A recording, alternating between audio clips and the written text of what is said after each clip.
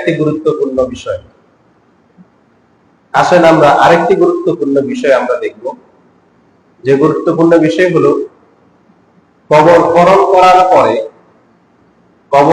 করার পরে যখন লাশকে কবরে রাখার জন্য লোকজন কয়েকজন কবরে নামে না, তো তাহলে এই সময় লোকজন কয়জন কবরে নামবে? কয়জন কবরে নামবে? কি একজন, দুইজন, তিনজন না চারজন? এটাও জানা দরকার আছে না?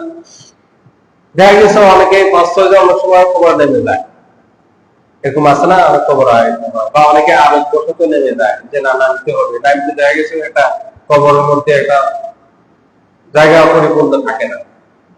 তো তাহলে আমরা হাদিসে দেখব যে যখন মৃত ব্যক্তির লাশ কবরে রাখা হবে, এই রাখার সময় কবরে কয়জন ব্যক্তি নামবে, কবরে কয়জন ব্যক্তি নামতে পারে, এটা হাদিসে আছে। এ প্রসঙ্গে আমরা একটা হাদিস দেখব। হযরত আমির রাদিয়াল্লাহু তাআলা আনহু থেকে বর্ণিত, আমির রাহমাতুল্লাহ আলাইহি থেকে বর্ণিত, তিনি একজন তাবী।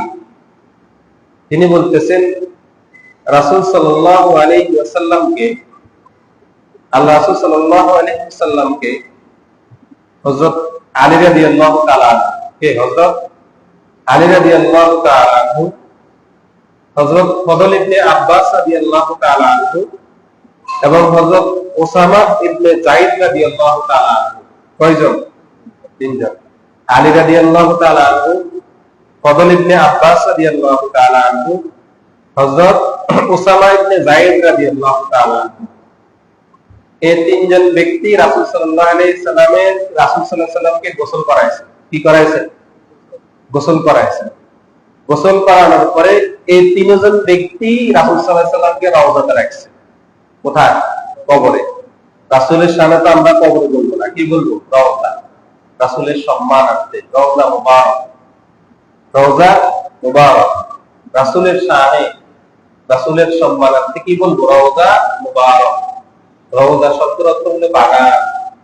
রাসূলের কবরটা হলো বেহেশতের বাগান। রাসূলের কবর বেহেশতের বাগান। সন্দেহ আছে নাকি? না।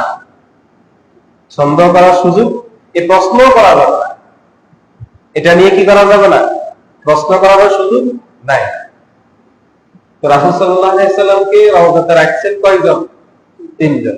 রাসূল সাল্লাল্লাহু আলাইহি সাল্লামকে রওজাতে রাখছেন হযরত আলী রাদিয়াল্লাহু তাআলা আনহু, হযরত ফদল ইবনে আব্বাস রাদিয়াল্লাহু তাআলা আনহু, হযরত ওসামা ইবনে যায়েদ রাদিয়াল্লাহু তাআলা আনহু। প্রথমে তিনজন নামছেন। কয়জন? তিনজন। এই তিনজন নামার পরে এরপরে ওনারা হযরত আব্দুর রহমান ইবনে আউফ, হযরত আব্দুর রহমান ইবনে আউফ রাদিয়াল্লাহু তাআলা আনহু ওনাদের সাথে শামিল করছেন। তাহলে কয়জন হলো? চারজন। প্রথমে তিনজন নামছেন। নবীজির রওজাতে, নবীকে রওজাতে রাখার সময়, কবরে রাখার সময় কয়জন নামছেন? তিনজন।